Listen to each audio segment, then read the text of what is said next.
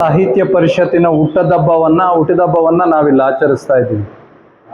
ನಾವೆಲ್ಲ ಪ್ರತಿಯೊಬ್ಬ ವ್ಯಕ್ತಿಗೂ ಒಂದು ಹುಟ್ಟಿದ ದಿನ ಅಂತ ಆಚರಿಸ್ಕೊಂತೀವಲ್ಲ, ಹಾಗೆ ಈ ಮಾನವರಿಗೆ, ನಮಗೆ, ಜೀವಿಗಳಿಗೆ ಅಂತ್ಯ ಇರುತ್ತೆ. ಆದರೆ ಒಂದು ಭಾಷೆಗೆ, ಒಂದು ಸಂಸ್ಕೃತಿಗೆ, ಒಂದು ಪರಂಪರೆಗೆ ಅಂತ್ಯ ಇರೋದಿಲ್ಲ. ಯಾವಾಗ ಅಂತ್ಯ ಇರಲ್ಲ ಅಂದರೆ, ಆ ವರ್ಗದ ಜನರು ಯಾವತ್ತೂ ತನ್ನ ಸಂಸ್ಕೃತಿಯನ್ನು, ತಮ್ಮ ಪರಂಪರೆಯನ್ನು ಜೀವಂತಿಕೆಯಾಗಿ ಇಟ್ಕೊಂಡು ಮುಂದಿನ ಯುಗಕ್ಕೆ ನಾವು ರವಾನೆ ಮಾಡ್ತೀವೋ ಅಲ್ಲಿಯವರೆಗೂ ನಾವು ಈ ಒಂದು ಪರಂಪರೆ, ಒಂದು ಭಾಷೆಗೆ ಅಂತ್ಯ ಇರಲ್ಲ ಅನ್ನೋದು ಭಾಳ ಹಿಂದಿನಿಂದ ನಮ್ಮ ಶಂಕರಪ್ಪ ಅಂತ ಸಮಾಜಶಾಸ್ತ್ರಜ್ಞರು ಅವರೆಲ್ಲ ತಿಳ್ಕೊಂಡು ಹೇಳ್ಕೊಂಡು ಬಂದಿದ್ದಾರೆ. ಕನ್ನಡಕ್ಕೆ ಅಂತ್ಯ ಇಲ್ಲ ಅನ್ನೋದು ಎಲ್ರಿಗೂ ಗೊತ್ತಿರ್ತಕ್ಕಂಥ ವಿಚಾರ. ಕನ್ನಡ ಅತ್ಯಂತ ಪ್ರಾಚೀನ ಭಾಷೆಗಳಲ್ಲಿ ಅತ್ಯಂತ ಪ್ರಮುಖವಾದಂತಹ ಭಾಷೆ. ಕನ್ನಡ ಭಾಷೆ ಮಹೋನ್ನತವಾಗಿರ್ತಕ್ಕಂಥ ಕಾವ್ಯಗಳನ್ನು ಬರೀತಕ್ಕಂಥ ಸಂದರ್ಭದಲ್ಲಿ ಇವತ್ತಿನ ಪ್ರಪಂಚದ ಭಾಷೆ ಅನ್ನಿಸ್ಕೊಂಡಿರ್ತಕ್ಕಂಥ ಇಂಗ್ಲೀಷ್ ಹುಟ್ಟಿರಲಿಲ್ಲ ಅನ್ನೋದು ನಾವು ತಿಳ್ಕೊಂಡಿರಬೇಕು. ಪಂಪ ಕಾವ್ಯವನ್ನು ಬರೀಬೇಕಾದ್ರೆ, ರನ್ನ ಮಹೋನ್ನತವಾದ ಕಾವ್ಯ ಬರೀಬೇಕಾದಾಗ ಇಂಗ್ಲೀಷ್ ಭಾಷೆ ABCD ಅನ್ನೋ ಅಕ್ಷರಗಳು ಕೂಡ ಇರಲಿಲ್ಲ. ಕನ್ನಡಕ್ಕಿರ್ತಕ್ಕಂಥ ವೈಜ್ಞಾನಿಕವಾದಂತಹ ಲಿಪಿ ಆಗಿರ್ಬೋದು, ಭಾಷೆ ಇರ್ಬೋದು, ಆ ಭಾಷೆ ಲಿಪಿಗೆ ಇರ್ತಕ್ಕಂಥ ವೈಜ್ಞಾನಿಕ ಸಂಯೋಜನೆ ಇರ್ಬೋದು, ಪ್ರಪಂಚದ ಯಾವುದೇ ಭಾಷೆಗಳಿಗೆ ಇಲ್ಲ ಅನ್ನೋದು ಸರ್ವವಿದಿತ. ಅದು ಕನ್ನಡಿಗರು ನಾವೆಲ್ಲನೂ ಹೆಮ್ಮೆ ಪಡ್ತಕ್ಕಂಥ ಅಂತಹ ಶ್ರೇಷ್ಠ ಭಾಷೆ, ಪರಂಪರೆಗೆ, ಇದು ಪುರಾಣಕ್ಕೆ ಅಥವಾ ಪ್ರಾಚೀನತೆಗೆ ಒಳಪಟ್ಟಿರ್ತಕ್ಕಂಥ ಜನಾಂಗ ಅನ್ನೋದು ನಾವು ಹೆಮ್ಮೆ ಪಡ್ತಕ್ಕಂಥ ವಿಚಾರ. ಅಂತಹ ಈ ಒಂದು ಸರಸ್ವತಿಯನ್ನ, ಭಾಷಾ ಸರಸ್ವತಿಯನ್ನ ಕಟ್ಟಿಕೊಡೋದ್ರಲ್ಲಿ, ಇವತ್ತಿವರೆಗೂ ಇಟ್ಟಿರೋದ್ರಲ್ಲಿ, ಮುಂದೆ ಜೀವಂತವಾಗಿ ಇಡೋದ್ರಲ್ಲಿ ಇರ್ತಕ್ಕಂಥ ಒಂದು ಶಕ್ತಿ ಕೇಂದ್ರ, ಸರಸ್ವತಿ ಕೇಂದ್ರವೇ ಕನ್ನಡ ಸಾಹಿತ್ಯ ಪರಿಷತ್ತು. ಕನ್ನಡ ಸಾಹಿತ್ಯ ಪರಿಷತ್ತು ಕನ್ನಡಿಗರಿಗೋಸ್ಕರನೇ, ಕನ್ನಡಿಗರ ಅಭ್ಯುದಯಕ್ಕೋಸ್ಕರನೇ, ಕನ್ನಡಿಗರನ್ನ ಸರ್ವತೋಮುಖವಾಗಿರ್ತಕ್ಕಂಥ ಬೆಳವಣಿಗೆಯನ್ನ ಸೃಷ್ಟಿ ಮಾಡಿಕೊಂಡು ಇವತ್ತಿನವರೆಗೂ ತಗೊಂಡು ಬಂದಿರತಕ್ಕಂಥ ಒಂದು ವಿಜ್ಞಾನದ ಅಥವಾ ಒಂದು ಅಭಿವೃದ್ಧಿಯ ಒಂದು ಕೇಂದ್ರ, ಸರಸ್ವತಿ ಕೇಂದ್ರ ಈ ಒಂದು ಸಾಹಿತ್ಯ ಪರಿಷತ್ತು.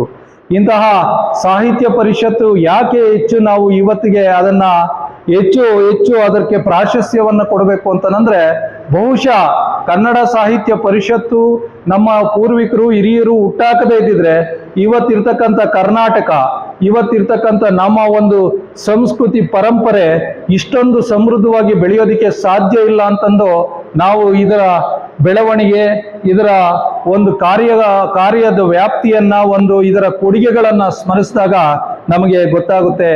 ಆತ್ಮೀಯ ಬಂಧುಗಳೇ, ಇಂತಹ ಸರಸ್ವತಿ ಮಂದಿರವನ್ನ BM ಶ್ರೀಕಂಠಯ್ಯನವರು ಅವರನ್ನ ನಾವು ಇವತ್ತು ಸ್ಮರಿಸಬೇಕಾಗುತ್ತೆ. ನಾಲ್ವಡಿ ಕೃಷ್ಣರಾಜ ಒಡೆಯರು ನಮಗೆ ಈ ಸಮಸ್ಯೆಯನ್ನು ಕೊಟ್ಟೋದಕ್ಕೆ ಆರ್ಥಿಕವಾಗಿ, ರಾಜಕೀಯವಾಗಿ ಬೆಂಬಲವನ್ನು ನೀಡಿದ್ರೆ, ಅದನ್ನ ಮೆದುಳಾಗಿ ತಯಾರು ಮಾಡಿರತಕ್ಕಂಥ ಅನೇಕ ಮಹನೀಯರಲ್ಲಿ ಕನ್ನಡದ ಕಣ್ಣುವ BM ಶ್ರೀಕಂಠಯ್ಯನವ್ರನ್ನ ನಾವು ಸ್ಮರಿಸಬೇಕಾಗುತ್ತೆ.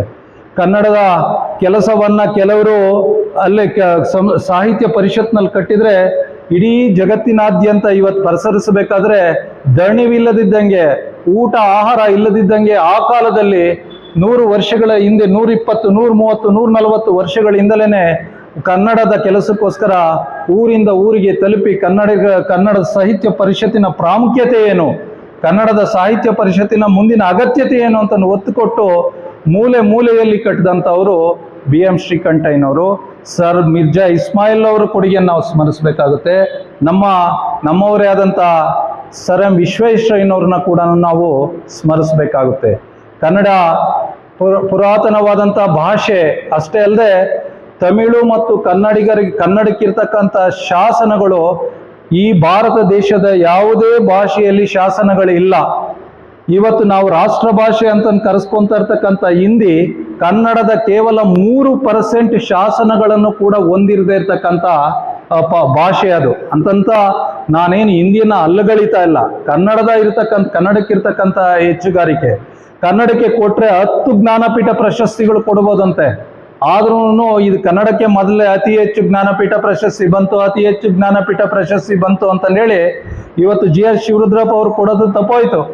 ಪೂರ್ಣಚಂದ್ರ ತೇಜಸ್ವಿ ಅವ್ರನ್ನ ಕೂಡ ತಪ್ಪೋಯ್ತು, ಎಸ್ ಎಲ್ ಭೈರಪ್ಪ ಅವರು ಕೂಡ ತಪ್ಪೋಯ್ತು. ಇವು ಕೊಡ್ತಾ ಇರ್ತಕ್ಕಂಥ ಎಲ್ಲ ಜ್ಞಾನಪೀಠ ಪ್ರಶಸ್ತಿಗಳು ಇವರ ಒಂದು 3-4% ಸಾಹಿತ್ಯದ ಸಾಧನೆ ಮಾಡದೇ ಇರ್ತಕ್ಕಂಥವ್ರು ಕೊಡ್ತಾ ಇದೆ. ಏನು ಅಂತಂದ್ರೆ ಕನ್ನಡಕ್ಕೆ ಹೆಚ್ಚಿನ ಅಗತ್ಯತೆ ಆಯಿತು, ಕನ್ನಡಿಗರು ಬಹಳ ಡಂಗೂರ ಬಾರಿಸ್ತಾ ಇದ್ದಾರೆ, ಸಾಹಿತ್ಯದಲ್ಲಿ ನಾವು ಬಹಳ ಹೆಚ್ಚಿದ್ದೀವಿ ಅಂತ ಹೇಳ್ಬಿಟ್ಟು ಅನ್ನೋ ಕಾರಣಕ್ಕೋಸ್ಕರನೇ ಇವತ್ತು ಸಿಗ್ತಾ ಇಲ್ಲ ನಮಗೆ ಅನ್ನೋದು ಬಿಟ್ರೆ ಎಲ್ಲ ಪ್ರಾಜ್ಞರಿಗೆ, ಭಾಷಾ ತಜ್ಞರಿಗೆ ಗೊತ್ತಿದೆ ಕನ್ನಡಿಗರ ಶಕ್ತಿ ಏನು ಅಂತ ಹೇಳ್ಬಿಟ್ಟು.